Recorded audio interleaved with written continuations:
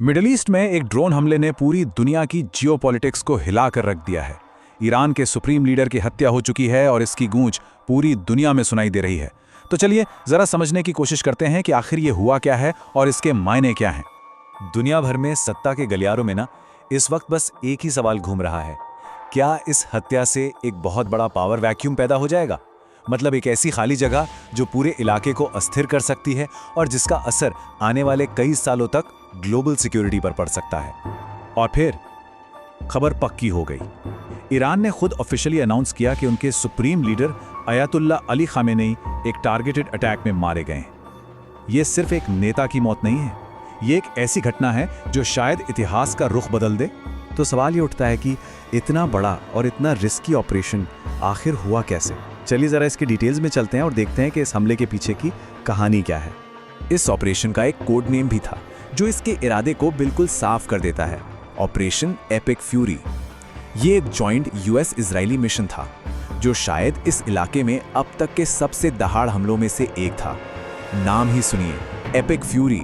इसके पीछे की प्लानिंग और एग्रेशन का अंदाजा इसी से लग जाता है। अब जैसे ये खबर फैली ना, पूरी दुनिया से रिएक्शंस की बाढ़ आ गई और ये रिएक्शंस जमीन आसमान जितने अलग थे। कहीं मातम था तो कहीं गुस्सा, कहीं चिंता थी तो कहीं अनिश्चितता। मतलब खामेनेई की मौत ने जैसे भावनाओं का एक तूफान ही खड़ा कर दिया। और रिएक्शंस में ये फर्क देखने लायक था। एक तरफ पाकिस्तान था जहां की सड़कें गुस्से से उबल पड़ीं और हिंसक एंटी अमेरिकन प्रदर्शनों ने बड़े बड़े शहरों को हिला दिया। तो दूसरी तरफ खुद ईरान के अंदर एक अजीब सी शांति थी, लेकिन तनाव भरी। वहां राष्ट्रीय शोक भी था और साथ ही साथ युद्ध की तैयारी भी चल रही थी। पाकिस्तान में ये गुस्सा जानलेवा साबित हुआ। रिपोर्ट्स के मुताबिक सिर्फ कराची में अमेरिकी कॉन्सुलेट के बाहर पुलिस के साथ झड़प में 12 प्रदर्शनकारियों की मौत हो गई। ये नंबर दिखाता है कि लोगों में गुस्सा किस हद तक भरा हुआ था। पाकिस्तान के बड़े शहरों में जैसे अफरा तफरी मच गई। कराची, लाहौर, इस्लामाबाद, हर जगह हजारों लोग सड़कों पर थे। कराची में तो भीड़ ने यूएस कॉन्सुलेट पर ही धावा बोल दिया, जिसके बाद पुलिस को आंसू गैस और यहां तक कि गोलियां भी चलानी पड़ी।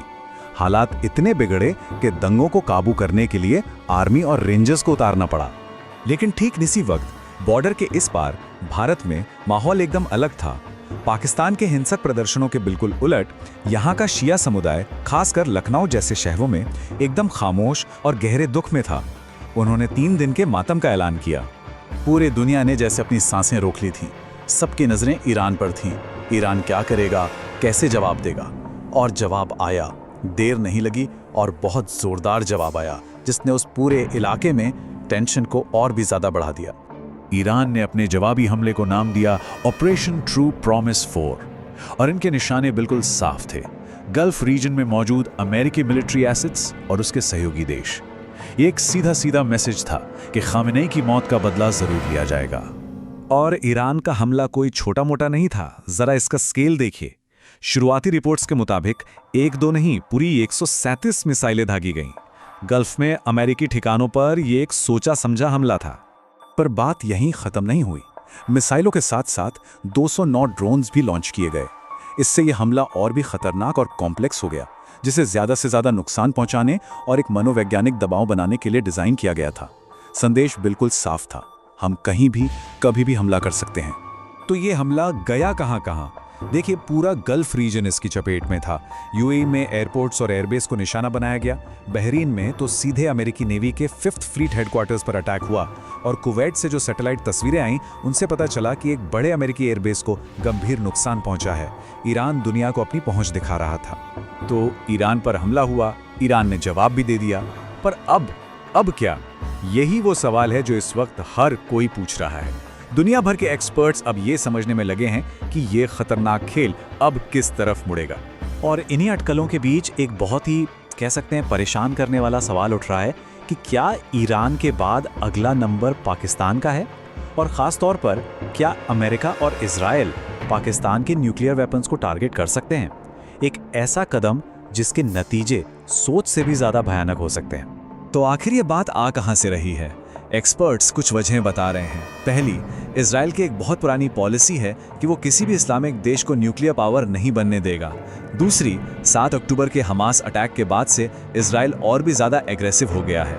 तीसरी वजह, पाकिस्तान का हाल ही में सऊदी अरब को न्यूक्लियर अम्ब्रेला देने का ऐलान। इसका मतलब है कि पाकिस्तान अपनी न्यूक्लियर ताकत से सऊदी की रक्षा करेगा, जो इस पूरे रीजन का समीकरण बदल देता है। और चौथी वजह, ये चिंता कि पाकिस्तान के न्यूक्लियर प्रोग्राम में शायद पैसों की कमी है जो उसे कमज़ोर बना सकती है। ये सारे फैक्टर्स मिलकर एक बहुत ही विस्फोटक सिचुएशन बना रहे हैं। वैसे सिर्फ पाकिस्तानी नहीं है जो रडार पर है। कुछ एनालिस्ट्स का ये भी मानना है कि तुर्की भी इजराइल का अगला टारगेट हो सकता है। ये सब शायद इजराइल की एक बड़ी स्ट्रैटेजी का हिस्सा है, जिसके तहत वो अपने दुश्मनों को ख़त्म करके मिडिल ईस्ट में पावर बैलेंस को अपने हक में करना चाहता है।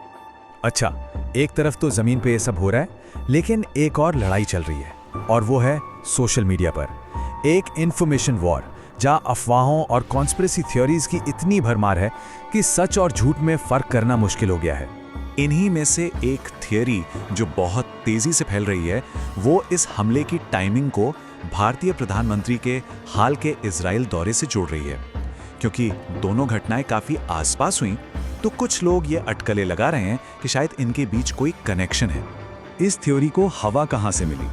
दोनों नेताओं ने जिस तरह की गर्मजोशी दिखाई और भारतीय प्रधानमंत्री को जब इजराइल का महान दोस्त कहा गया, तो बस जियोपॉलिटिक्स की दुनिया में ऐसी बातों से ही कॉन्स्पिरेसी थ्योरीज बन जाती हैं, भले ही उनका असलियत से कोई लेना देना हो या ना हो।